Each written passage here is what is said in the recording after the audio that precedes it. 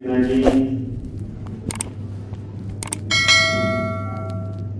زحزح عن النار وأدخل الجنة فقد فاز.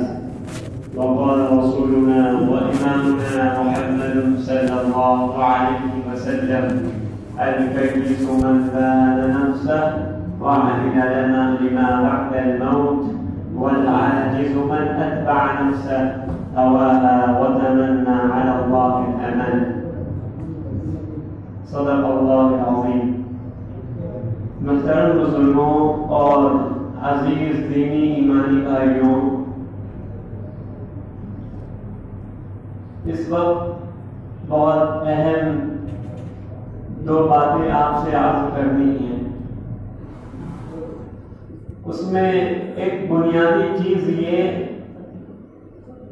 ہم نے اور آپ نے اور امت کے ایک بڑے طبقے نے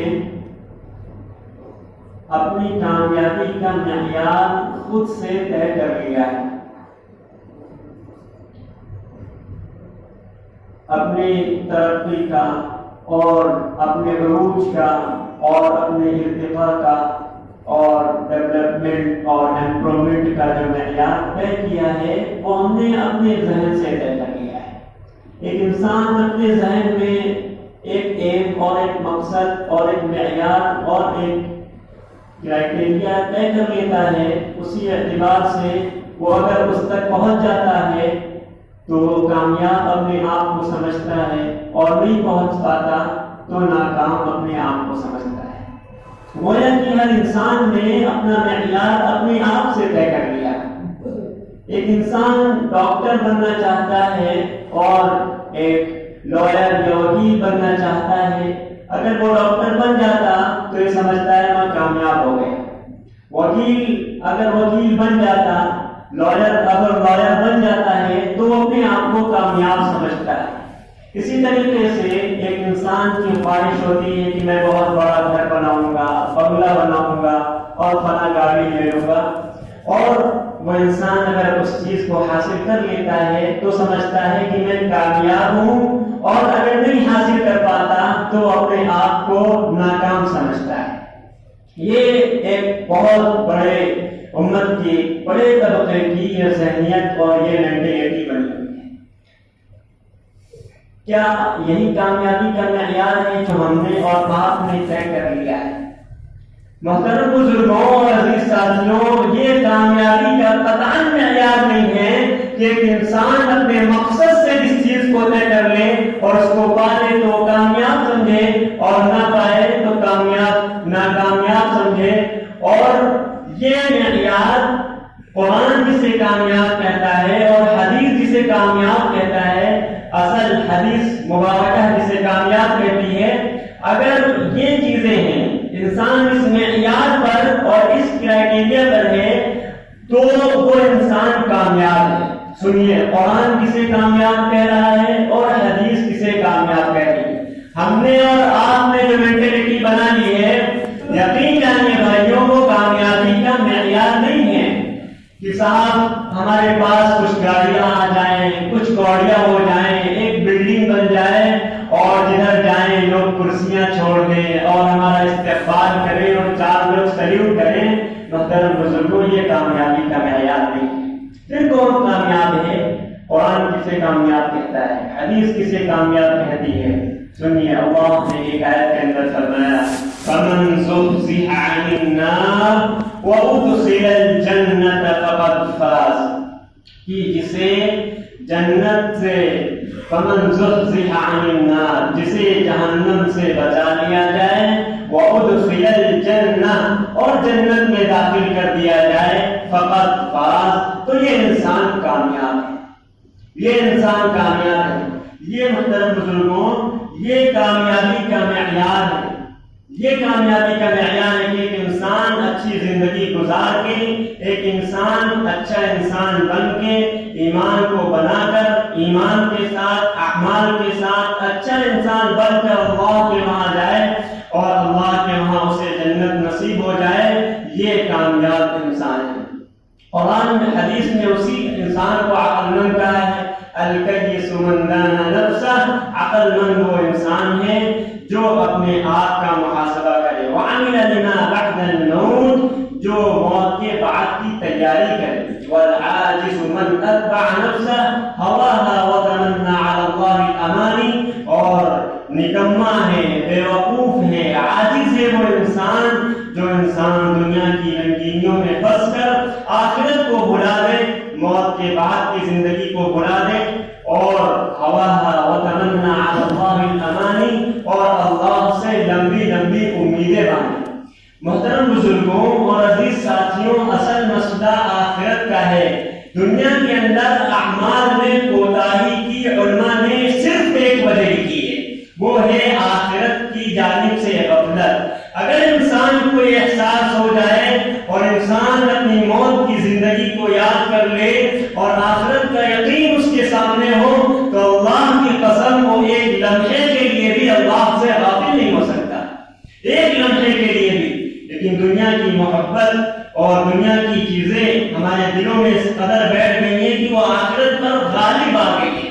اللہ کے رسول صلی اللہ علیہ وسلم جب بازار کے اندر جاتے تھے، ایک مرتبہ آپ جا رہے تھے اور آپ کے ساتھ صحابہ کرام رضوان اللہ علیہم اجمعین بھی تھے، آپ نے ایک بکری کا بچہ اٹھایا اور اس کے کان کو پکڑ کر کہا من یشتری ھذا، اس کو کون خریدے گا؟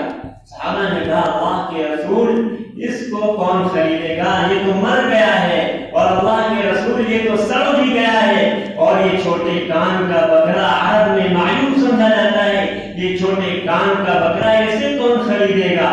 تو آپ صلی اللہ علیہ وسلم نے فرمایا، ہم سب کے آقا جناب محمد رسول اللہ صلی اللہ علیہ وسلم نے بات فرمائی کہ اسے 2 درہم میں نہ خریدو، 1 درہم میں تو کوئی لے لے۔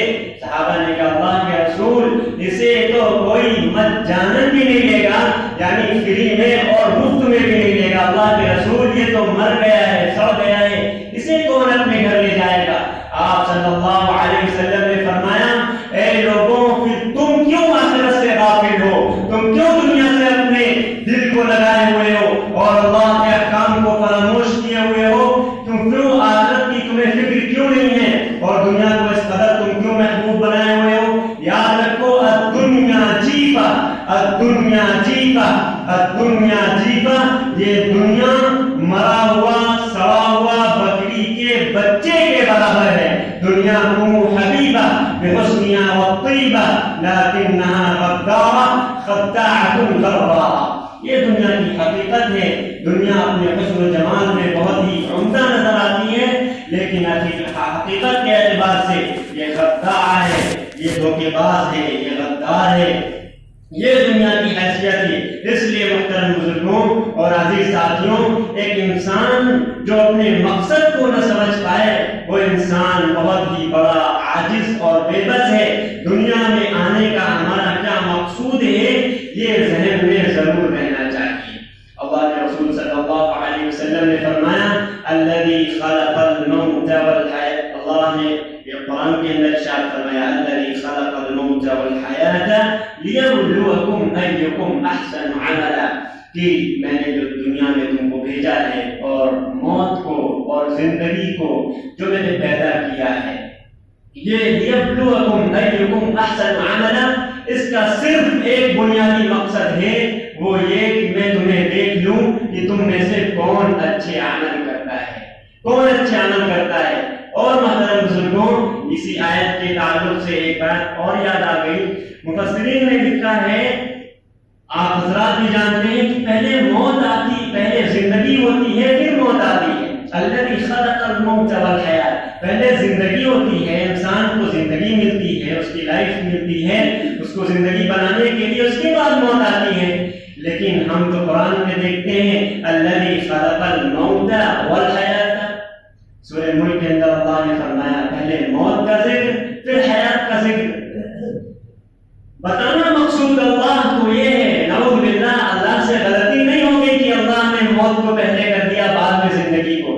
اللہ کو بتانا یہ مقصود ہے میرے بندوں، یہ جو دنیا کی زندگی ہے حقیقت کے اعتبار سے اس کی کوئی حیثیت نہیں ہے، پہلے موت ہے اور آخرت کی جو زندگی ہے وہ اصل زندگی ہے، اور اس کی فکر انسان کو غالب رکھنا اس کی فکر کرنا چاہیے۔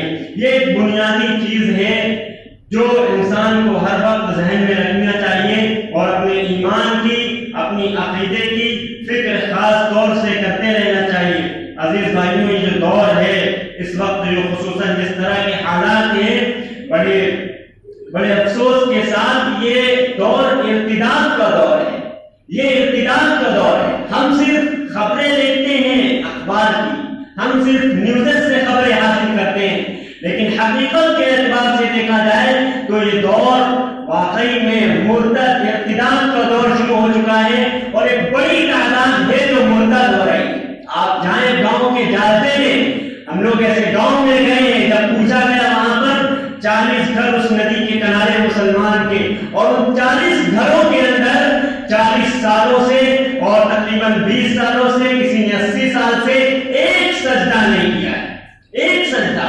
ہمارے علاقے میں مسجد ہے، ہمارے علاقے میں قرآن اور حدیث کی تعلیم ہوتی ہے، الحمدللہ حفاظ ہیں، علماء ہیں، ہم ان سے رابطے میں رہتے ہیں، ہم یہ سمجھتے ہیں ہم محفوظ ہیں، ہمارا ایمان محفوظ ہے۔ یہ دور ارتداد کا دور ہے، ارتداد کا دور ہے۔ اگر ہم نے آج اپنے ایمان کی فکر نہ کی، اگر اپنے بچوں کی ایمان کی فکر نہ کی، تو یاد رکھیے ہماری نسلیں مرتد ہو جائیں گی۔ ہم تو زندگی گزار کے چلے جائیں گے، لیکن ہم نے اپنے نسلوں کے بارے میں کیا فکر کیا؟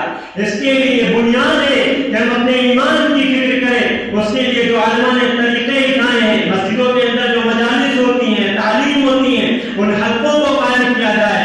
بڑوں کا تعلق مسجد کے حلقے سے ہو، عورتوں کا تعلق گھروں کی تعلیم سے ہو، گھروں میں حدیث کی تعلیم ہو، گھروں میں قرآن کی تعلیم ہو۔ ہر بچے کا محلے کے جو تعلق ہو وہ مکتب سے ہو، جو بچہ کالج جاتا ہے اس کا بھی تعلق مکتب سے ہو، جو نہیں جاتا اس کا بھی تعلق مکتب سے ہو۔ صرف عربی پڑھا لینا یہ بنیاد نہیں ہے۔ ہم سمجھتے ہیں ہمارے بچے نے قرآن پڑھ لیا، ہمارے بچے کو الحمدللہ رب العالمین پڑھنا آ گیا، بس کافی ہے۔ میرے عزیزوں بھائیوں، یہ معیار نہیں ہے۔ معیار تو یہ ہے ہمارے بچہ قرآن پڑھنے کے ساتھ اس کا عقیدہ مضبوط ہو۔ کل کے دن اگر کوئی آئے اور ہمارے بچے کو ایمان کو سرد کرنے کے لیے کہے تو ہمارے بچوں کے دلوں میں اس قدر ایمان ہو کہ وہ اپنے ایمان کو، اپنے ایمان کا سودا نہ کرے۔ جس طرح واقعات ہوئے اسی ملک کے اندر، کہ واقعات آئے اور یہودی آئے اور مسلمان کے بچوں کو یہ کہا، اور اس کے سامنے وہ بچہ بھوکا تھا، اور کہا بیٹا اگر تم نے یہ جملہ کہہ دیا، وہ بچے گفٹ بچوں کو بانٹ رہے تھے اور کھانے کی کٹس دے رہے تھے، اور ان کا یہ جملہ تھا کہ بیٹا کہہ دو کہ عیسیٰ پیس be upon him sun of lord. یہ جملہ اگر کہہ دو تو میں تم کو یہ کٹس اور یہ چاکلیٹس تم کو دے دوں گا۔ وہ بچے آتے تھے بیچارے بھوکے بچے، اور وہ دے دیتے تھے، اور وہ بچہ جملہ کہتا تھا۔ جس بچے نے بھی یا جس بڑے نے بھی یہ جملہ کہہ دیا وہ دائرے اسلام سے خارج ہو جاتا ہے۔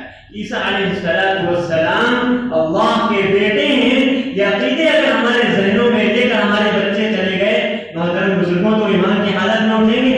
لیکن اگر ہم نے اپنے بچوں کی، اس بچے، ایک بچہ جس کی ماں نے اس کو توحید کا درس دیا تھا، جس کے والد نے اس کو توحید کا درس دیا تھا، اور وہ اس کا تعلق مسجد سے تھا، مکتب سے تھا، مسجد کے اماموں نے ان کو بتا رکھا تھا، حافظ جی نے، کہ اللہ ایک ہے، اللہ کے سوا کوئی معبود نہیں ہے، اللہ کی کوئی بیٹی نہیں، اللہ کا کوئی بیٹا نہیں، لیس لہ صاحبہ، اس کی کوئی بیوی نہیں ہے، لم یلد ولم یولد، نہ وہ کسی سے پیدا ہے نہ اس سے کوئی پیدا ہوا ہے۔